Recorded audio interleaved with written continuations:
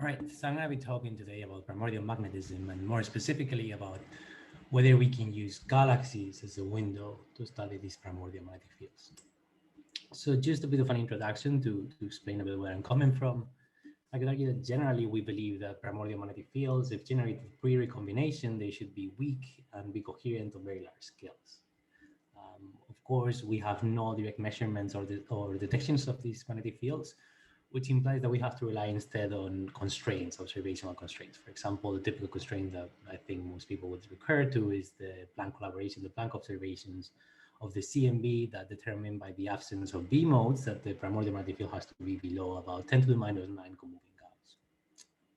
Of course, there is myriads of different models for generating primordial magnetic fields, which is part of the complication of the topic because they allow for primordial magnetic fields that be extremely strong and with different coherences, different magnetic spectra, and so on. And if primordial magnetic fields are strong enough, that means they contain a lot of magnetic energy, then what we find is that they should be able to affect the formation of different structures. This ranges from density perturbations, the process of reionization, the propagation of high energy cosmic rays, galaxy formation, and so on.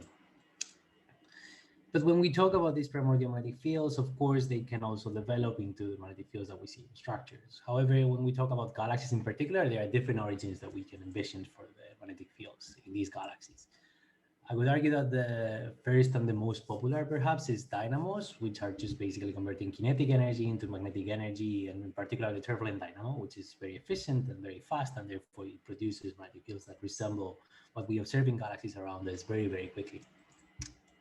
Of course, dynamos don't produce source. They don't have a source magnetic field, so you need to have another process. Typically, we recur to batteries to generate the seed fields that these dynamos amplify. So, for example, a popular one is the Birman battery that acts in the very early stages of the structure formation in our universe.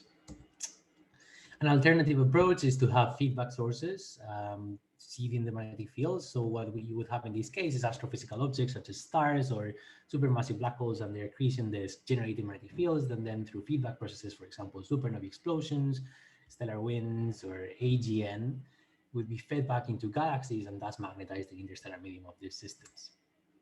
But finally, and going back a bit to the beginning, we could also have the scenario where primordial magnetic fields are extremely strong. They are produced in the very early universe, and then when your objects form, they already contain or they already have the magnetic fields that we observe around us. And this is all coming again because there are theoretical models that allow these magnetic fields to be strong enough, and our upper limits are also high enough to allow for these magnetic fields. So when it comes down to using galaxies to explore these primordial magnetic fields, first of all, I think we would all agree that if these magnetic fields are very weak, all memory of these primordial magnetism is going to be lost through the different processes that can amplify or magnetize our galaxies. For example, when we go back to this turbulent dynamo, these turbulent dynamos should take a seed field, amplify it extremely quickly, extremely fast, and then give you a field that depends only on the properties of the amplification process, and the saturation itself also depends on the amplification. And that's all memory of the seed, of the configuration of the seed, the strength of the seed should be lost. And there is this very interesting work actually from last year from Enrico Garaldi and collaborators, where they simulate the same galaxy magnetized through 4 different processes. And I could argue, just looking at the projection, or for example, the radial profile, that they find that it is the case that it is quite indistinguishable any of the 4 scenarios that they look at, right? However, on the other side, we know that when we crank up the primordial magnetic field and we go to extremely high energies, it's still within the Planck limits. For example, what happens is, for example, Federico Marinacci showed that the number density of galaxies for a given stellar bin already drops, right? Which is kind of changing significantly the importance of primordial magnetic fields for the formation of galaxies. And also we have some work from last year where we showed that as you crank up again the strength of the primordial magnetic fields, your galaxy's appearance, the shape, the kinematics change. And for example, in this graph, we show that galaxies, as we increase the strength of the primordial magnetic field, reduce their size, they get more concentrated, they shrink, and that should have some sort of observational impact. So then the question is, if these primordial magnetic fields are going to change how galaxies look, can we use simulations to tell apart different scenarios for magnetizations, right? Because if you're going to have an impact on your galaxies, for example, then you should be able to find signatures that might be observable for that. So what I'm going to be doing and showing in this work is the use of magnetic tracers, which is a bit of a different approach to what we've been doing so far, because now we can actually tell apart different magnetic fields. I'm going to be using zoom-in simulations. I don't really have the time to go through the setup, so if you want, feel free to stop the presentation in the video and look through these slides. This one contains way more of the physical configuration. But just to give you a brief overview, long story short, it's a zoom cosmological simulation with high resolution with the cold Ramses. And we use these magnetic tracers that basically implies that we follow three magnetic fields. We follow the total field, the standard field, and then we also separate this field into a primordial ab initio field and a supernova injected field. That kind of resembles more magnetic fields generated within the galaxy. And thus doing that, what we do is we can actually understand which magnetic field is dominating where. So just to set a bit of the stage here, this is the specific magnetic energy in the galaxy that we're studying in 4 different simulations. Just what I want to point out here is that all our different setups, injecting just by supernovae, using a primordial field, or combining both in this yellow simulation, which is going to be the one that I study the most, gives us roughly the same amount of magnetic energy in the system. And this is because we've already hit saturation and the galaxy's magnetic field tend to look quite like observations around us. So I'm going to be decomposing this magnetic energy into 2 terms, the supernova one and the primordial one. I encourage you, if you're interested, to go watch this video where we see the evolution of the galaxy, and in the right panel you'll see how the galaxy forms its different magnetic fields from the 2 origins, and it's quite illustrative of what's going on. However, if we just look at the galaxy at the later stages, what I'm showing here is a projection of the galaxy at redshift about 1. And it's face on, and what you're seeing in the different colors is different types of magnetic energy. So red corresponds to supernova injected energy and green corresponds to primordial magnetic energy. So you can see very quickly that the 2 energies are quite indistinguishable in themselves. The distribution seems to be quite mixed up. That's the reason we see everything looking yellow or bluish. But it is also there's some bit of a hint of redder color towards the center of the galaxy, which is associated with more injected energy, and greener shades on the outskirts. In the paper, we show radial profiles as well, and you'll be able to see, if you check it out, that the differences are kind of there, but they're not that significant. However, this is already telling us something. First of all, primordial magnetic fields seem to reside in the galaxy and survive in the galaxy. So if we explore the magnetic energy in this simulation, which is the total magnetic energy is shown in yellow here, we can decompose into the different types of energy. And if we just focus on the green and the red lines, what you're seeing in these dashed lines is the decomposition of this energy, right? So the green one corresponds to the primordial energy in the galaxy, and you can already see the primordial magnetic fields and their corresponding energy survives throughout the evolution of our galaxy.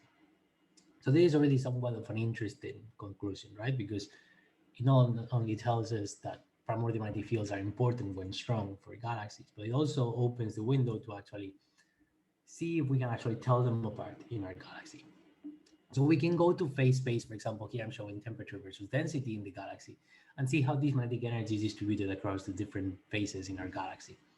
So you can see in green the areas which are dominated by primordial magnetic field energy, and you can see that it corresponds to this warm sort of diffuse gas that quite nicely patches or matches the accretion flows that are falling into our galaxy. So it's a bit of this pristine gas, and then it falls down into the star formation, into the cooling gas that is going to eventually go into star formation. And of course, the hot bubbles produced by supernova are totally dominated by the injected field.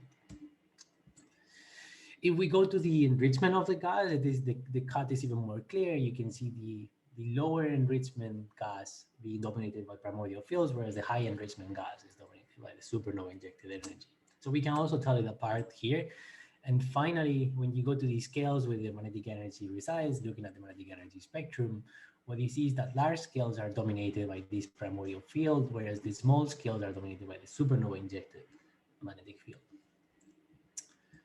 So this is quite neat because it is telling us that the 2 fields are distributed in different ways, right? So the primordial field tends to exist more in the outskirts of the galaxy, in the pristine metal poor one-phase gas, and its coherence is more on the larger scales of the galaxy, whereas the astrophysical magnetic field is found more towards the core of the galaxy in the metal-enriched gas. It is obviously associated with supernova bubbles and outflows in the galaxy. So what can we take out of this? Well, I could argue 2 main points, actually. One, first of all, is that when primordial magnetic fields are strong, and that for our simulations, our setup is typically about 10 to the minus 10 Gauss, 12 Gauss or so. So if these magnetic fields are, these primordial magnetic fields are above this number or roughly this order of magnitude, they are gonna survive in galaxies, right? And second of all is that these magnetic fields distribute differently across the properties, the phases, the different Fourier scales of the galaxy compared with those that are generated in the galaxy. And this is somewhat not counterintuitive because of course these magnetic fields are large scale, they've been fed back into the galaxy through large scale accretion, they come in pristine gas, so on, whereas the other ones are enriched gas and they are generated in smaller scales and so on. But this is quite neat because if we can actually differentiate these two fields and they survive, then the next step is to actually find observational signatures that may be associated with this. And in particular, what I would argue is that we could, if we find these observational signatures, then we could use galaxies to push down on the observational constraints from Planck, which are set in 3 orders of magnitude, about 10 to the minus 9, again, down to this 10 to the minus 12 or so order of magnitude. So we may be able to use galaxies to better constrain the primordial magnetic fields in our universe. In any case, if you want to find out more, you should check out the paper. It's been out for a while this year. And if you have any doubts or questions, you should feel free to just contact me on my email address and I'll be able to clarify or expand a bit more on what I've been presenting here. Other than that, thanks for your time. Thanks for watching this talk and I look forward to your questions. Thank you.